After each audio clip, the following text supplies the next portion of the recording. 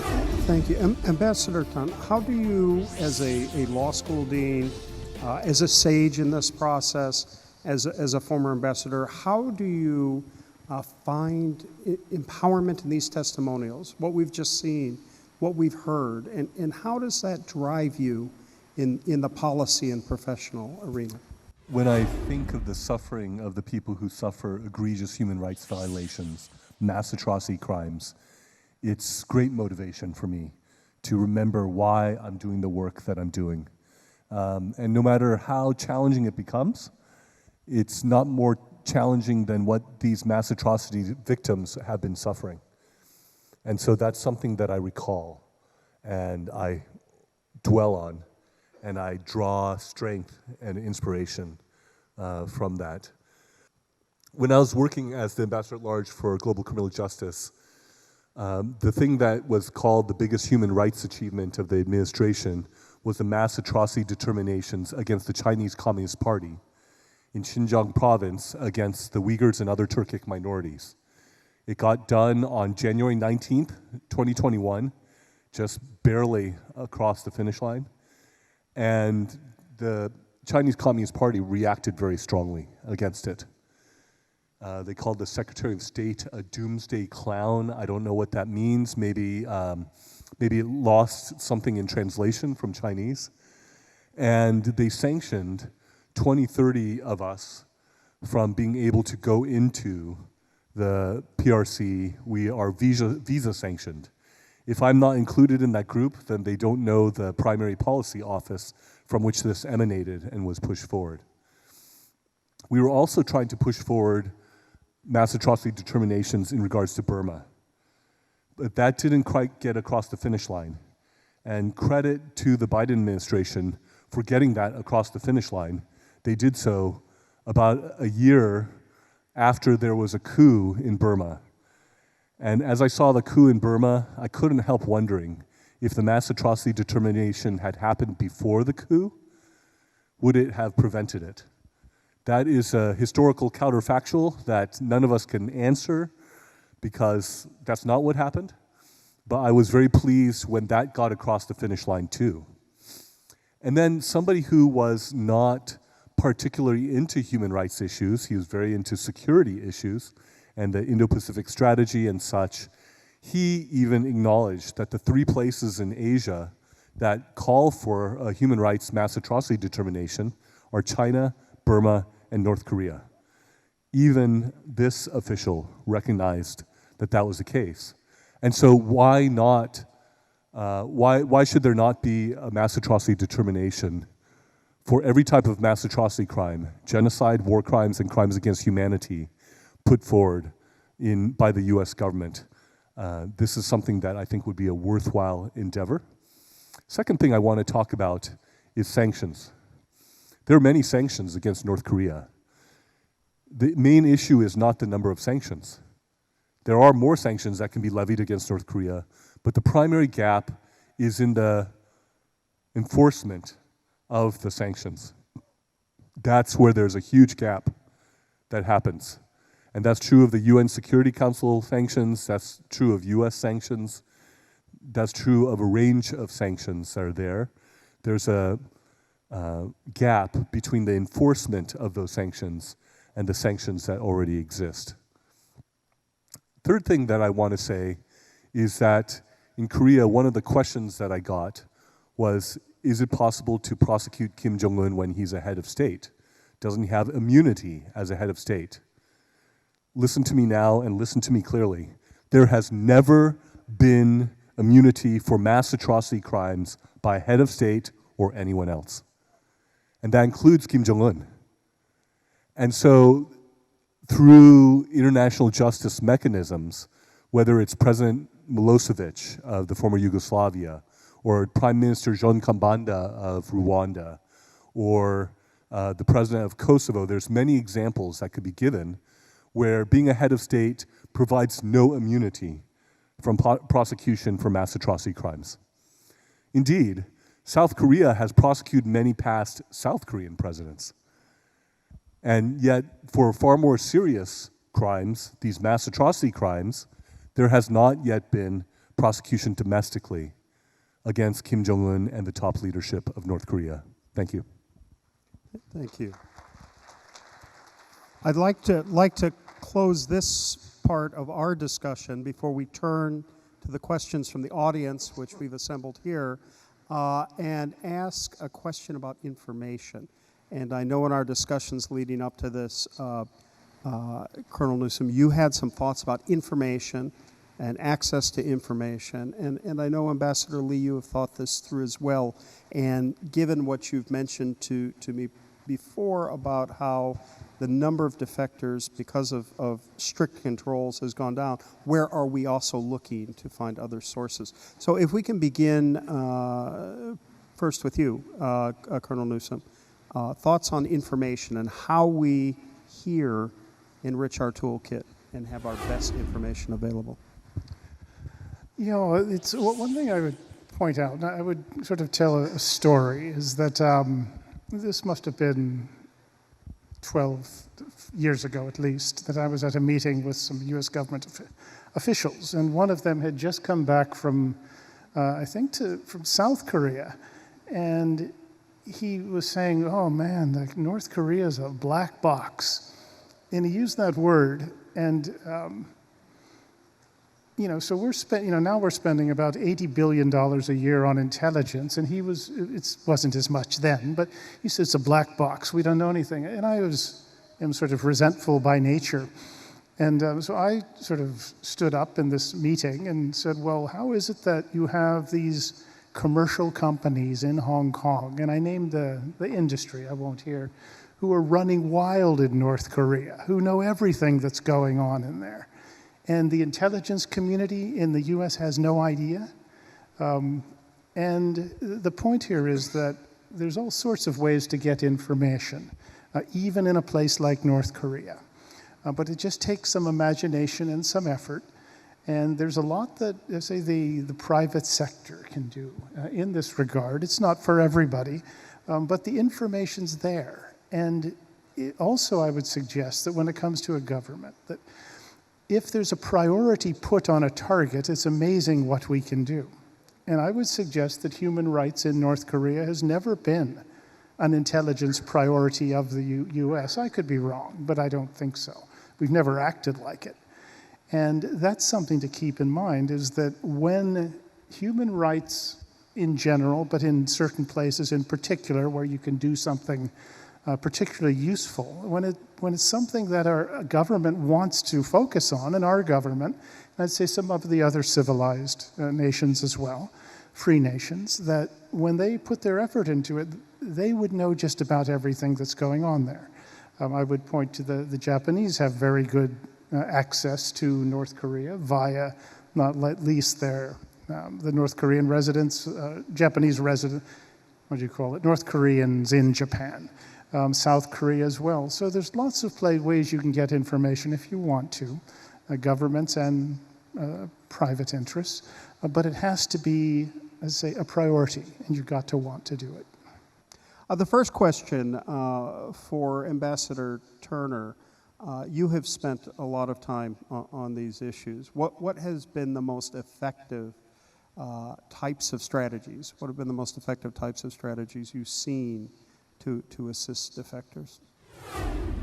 I think this conversation about information is a really interesting one, because while North Korea feels like a black box, you know, as both panelists have said, there are lots of testimonies from defectors, and while that number of defectors is going down because of COVID, because of other restrictions on movement, those testimonies continue to play an important role. There's also a 400-page Commission of Inquiry report that sits on my desk that I regularly flip through, which I think to the extent that we as an international community can help amplify the voices of those survivors, the people that have managed to take the difficult journey that we saw images of earlier and to get to freedom, is really important. And so looking for opportunities to give them a voice, but also sending information back into North Korea is equally important. Every single North Korean refugee or escapee that I've met in my 20 plus years working on this issue has a story of a contact that they had with foreign information, whether it be a K-drama or the Voice of America or KBS broadcasts, or I've been telling this story a lot lately, but I met a refugee recently who was an overseas worker, and she said it was her South Korean hair product that she used that kind of turned on the light bulb. If I go back, then I won't have a choice on what kind of hair product I use, or who I fall in love with, or what TV show I watch. And so I think that's another area in which continued investment and support for radio broadcasts, human rights organizations that are sending content in on micro SD cards is really important. And also just, I had a really touching conversation with a woman who defected just a few weeks ago, and she was like, you know, I was about to do an interview with Radio Free Asia for their North Korea broadcast, and I said, what do you think the North Korean people need to hear? And she said, really, they just need to hear that somebody knows what's happening there, and that there are people that are fighting for them, that are advocating for them, that are their allies. And so I think also producing messages that we can send back in that provide that encouragement to people that have been suffering for a really long time is really important. And those same channels that get information in are often great channels for getting information out. And so thinking about that network as broadly as possible. Thank you, Ambassador Turner.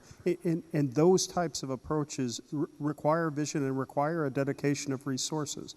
So you know, what we're hearing is we need more resources, and we need to be supporting grassroots organizations. I know we have the Executive Director of HRNK, Human Rights North Korea, Greg Scarlett, here. Support organizations like that, and let's put our money, our time, and our energy behind that. Since you have mentioned what are average North Koreans aware of, I'd like to go to Ambassador Tan with a question from the audience. Is the average North Korean aware, in your opinion, Ambassador Tan, that there are others outside of their borders with greater liberties? Yeah, so I will build on what has been shared so far. Even though there's only an intranet that the vast majority of North Koreans have access to, there's a whole array of ways in which information is getting into North Korea. Radio broadcasts, flash drives, laptops, cell phones, radios. There's many different ways in smart balloons. There have been many different methods used. And so I remember talking with a defector who said very casually to me that the people in her village mostly have access to outside information. And even though the consequences could be rather severe, they still avail themselves to it because they're starved in the midst of the flood of propaganda that they get. They want actual, true information that realizes that North Korea is not a paradise. Their existential experience tells them that. But these outside sources give them a chance to be able to hear something different than the prevalent propaganda that pervades the society. Grant, one of our guests here today asks, how can we change the Chinese Communist Party's repressive policy on repatriation? Do you have some thoughts on that issue? I would say that you've got to make it personal for the top people in the Chinese Communist Party. so that they have more interest in protecting their own interests rather than sending North Korean escapees back to North Korea. By that I mean is you take, say, the top 500 people in the Chinese Communist Party, you find their overseas assets, you find their relatives who have green cards and residence permits, and you publicize it to high heaven. Maybe make it a weekly show and broadcast it and get the information into China so everyone tunes in on Thursday afternoon to see who is the top guy who's got his daughter living in America, who has 6 companies, who has a bank account with this much in it, who has these houses in Hancock Park, Los Angeles. You say you've got to make it personal, and often it's hard for us to do, and I don't know exactly why, but if it isn't done in a way that, as I say, the people at the top of that system feel that they are going to lose an awful lot if they keep this going, it's probably not going to be effective. Another thing, pull the People's Bank of China's license to operate in America for 6 months or longer. And you don't even have to say why. Say, and they'll figure it out. But I say, if you don't apply that kind of pressure, there's no argument, there's no embarrassment that is going to work. It has to be done, as I say, so that the top guys are more worried about their own well-being. And in that system, there's often good reason to be worried about when that sort of corruption is revealed. But that's the way that I would go about it. Mm-hmm. And Ambassador Turner, we've several questions that essentially ask the same, but from the opposite. How can outsiders, people on the mainland, people in Hawaii, or what one person writes is the average person who's not Korean, do to contribute to this process or to change attitudes that promote freedom on North Korean human rights? I think one of the simplest ways that people can contribute, whether you're Korean American or not, is, there are a growing number of North Korean refugees and escapees in the United States. A few here in Hawaii. I was just in LA before coming here. There are dozens in LA, kind of scattered across the United States. They need assistance from English language classes to just connections with people. If you can imagine coming from one of the most repressive societies in the world and then being dropped into the middle of Los Angeles, oftentimes when I meet a new refugee and at the airport and take them to their first visit to Target, of all places, it's overwhelming for most of them. I've often walked in, taken them into the toothbrush aisle and said, pick a toothbrush, and they just freeze. But looking for people who are willing to take the time to make connections, one, to help build trust, right? I mean, one of the great things about the U.S. ROK Alliance is the people-to-people ties that I mentioned earlier, building those relationships, because of the refugees that I met in LA, every single one of them still maintained contact with a loved one back in North Korea and was sending remittances back to their family members to help fund future reunifications through the networks, or just to make sure that their loved one was still okay. And so you can have a really direct impact by just helping those people be successful here. That also helps the bigger strategy, in that another thing that I've heard from many refugees is, I made the decision after thinking about my own life in the context of what I was watching on the K-drama that I had viewed or what I heard on the radio broadcast, and then I was curious what happens to the people that went before me.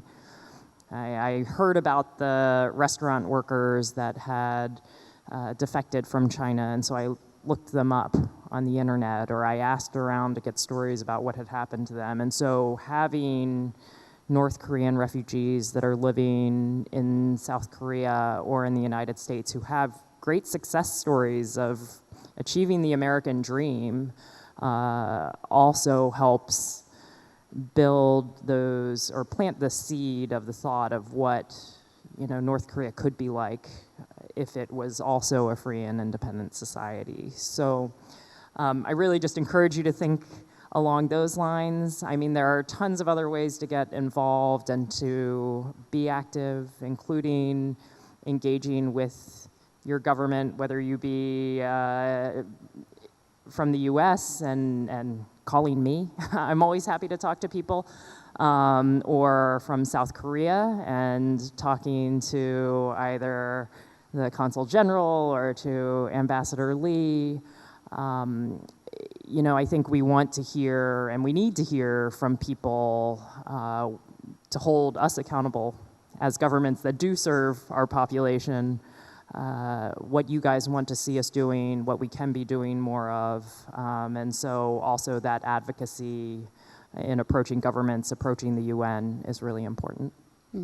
Thank you, Ambassador. In building on that issue of success stories and providing a new life and new hope and new opportunity, a question, Ambassador Tan, are we potentially, in building success stories, building potential for new leadership in North Korea, for North Koreans to return and contribute to a united Korea and to better help the people of the northern half of the peninsula? I think so. So we're talking about roughly 33,000 North Korean defectors in South Korea. We're talking about over 200,000 North Korean refugees in China. We're talking about hundreds, not thousands, but hundreds of North Korean refugees in the US. I would like to see the US make it easier for North Korean refugees to come to the US. I would also like to see the North Korean Human Rights Act actually be implemented. Like, say, for example, the $10 million that was allocated for sending information into North Korea. In my time in the government, I saw that that wasn't being implemented. And I was surprised to hear that certain people in the State Department considered it merely a suggestion and not something that they needed to follow, even though it was a congressional mandate with congressional funding. And so I see that as a real mixed opportunity that's been there. But it's a high crime to leave North Korea. And so to leave North Korea is a step undermining the regime. If you look at who's on the top of North Korea's assassination list, it is defectors who are speaking out. They publish a public assassination list, and it is made up of those who have left North Korea and are speaking out. They know too much, and they seem like a big threat to the North Korean regime. And so there is an opportunity as people leave North Korea to gain greater evidence, to also hear their stories, to care about it, and to move forward with action.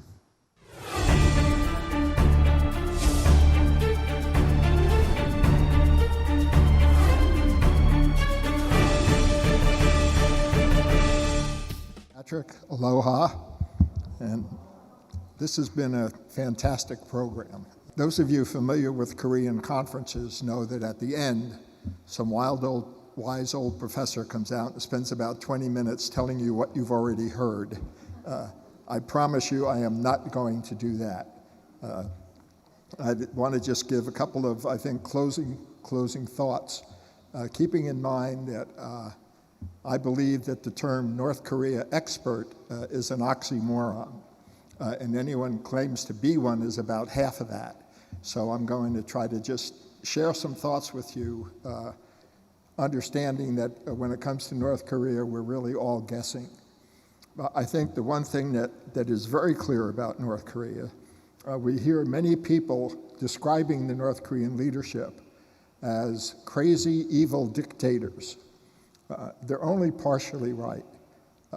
Clearly, Kim Jong-un and his father and grandfather before him are textbook dictators. There's no question about that. If you don't believe they're evil, you haven't been paying attention to the last couple of hours of presentations. But they are not crazy. One thing I learned from many years in the intelligence community was you should never call a leader irrational. What that really means is that you don't understand why what they did is something that they believe was rational. No leader does anything that they think is irrational. So you have to ask yourself, why does North Korea believe, why does Kim Jong-un believe that what he is doing is rational? And the unfortunate reason is because it works. The North Koreans for 3 generations now have played Soviet Union against China, China against the United States. South Korea became democratic. They played South Koreans against other South Koreans. Now the Russians are back in the game. So Kim Jong-un has a whole group that he can play against one another. And he's doing that very effectively. We've seen, there's an old saying that you can judge a man by the company he keeps. You can double that when you see Putin together with Kim Jong-un, and you can triple it when you see both of them with Xi Jinping as well. So why are they doing this? Because it works. We've heard several people talk today about the distractions, the other problems around the globe, Gaza, Ukraine, concerns about cross-strait issues. These are all valid concerns. But if you scratch the surface, in many cases you'll find a North Korean connection in the middle of it. When you hear about rocket-propelled grenades being fired by Hamas into Israeli settlements, those grenades, in all likelihood, were coming from North Korea. Greg has written a great article on that that I would recommend to you. When you talk about Russian shelling of Ukrainian villages, we all know now that a lot of that ammunition is coming from North Korea. And when we worry about cross-strait developments, one of our biggest concerns is that if there is a conflict between China and Taiwan, that North Korea would use that to take advantage to come south. And it's also true the reverse. If there's a problem on the Korean Peninsula, China might use that to go against Taiwan. So there's a North Korea element to almost every security situation out there, and we need to sort of keep that in mind. A quick word about North Korean strategy. I've described North Korean strategy as a man holding a gun, pointing it to his own head and saying, "Stop or I'll shoot." It's sort of disconcerting, but the reality is there are 25 million South Koreans and tens of thousands of Americans and other international people living within artillery range of North Korea. So the reason we don't want him to pull that trigger is not because we wouldn't like to see North Korea disappear, but what is called collateral damage. The damage against the people of South Korea, the damage against the international community, and the damage against the poor people of North Korea. One of the realities, one of Kim Jong-un's leverage, if you will, in dealing with us, is that the international community, the Americans, the South Koreans, care more about the plight of the North Korean people than the North Korean leadership does.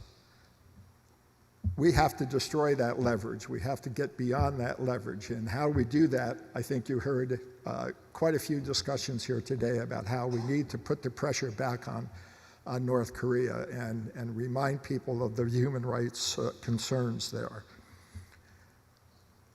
In dealing with North Korea, there are some people who say, if only you would just reward North Korea, if you would just hug them, they will, they'll sort of come around.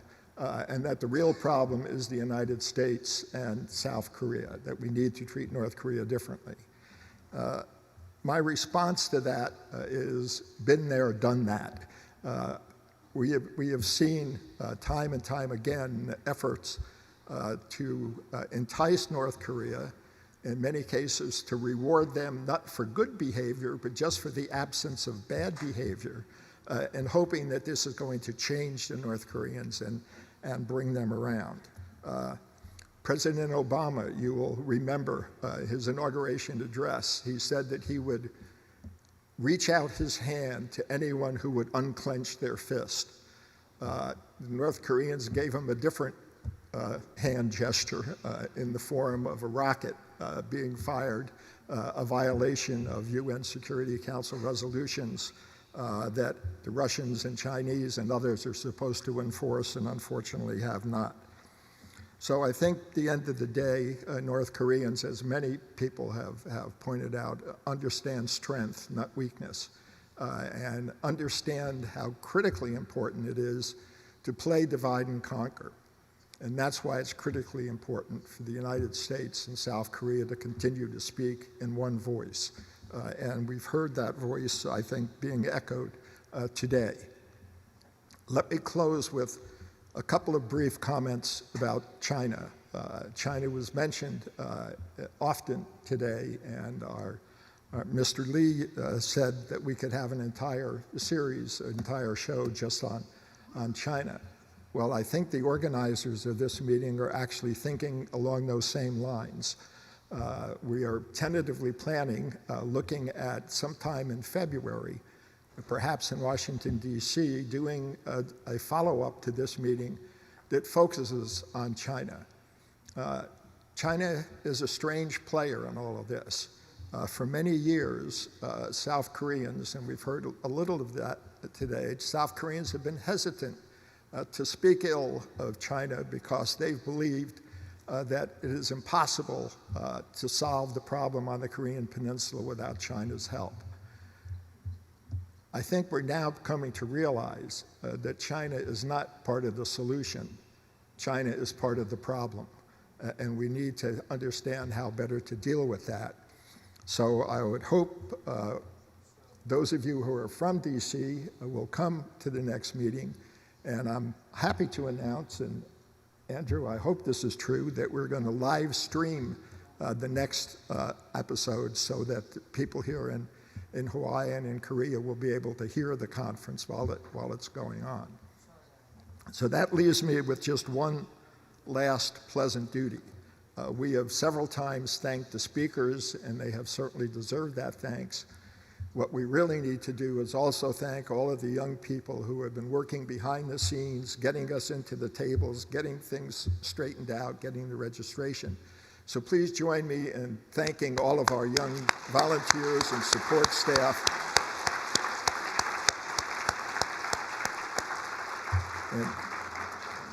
And with that, I would say class dismissed. Patrick?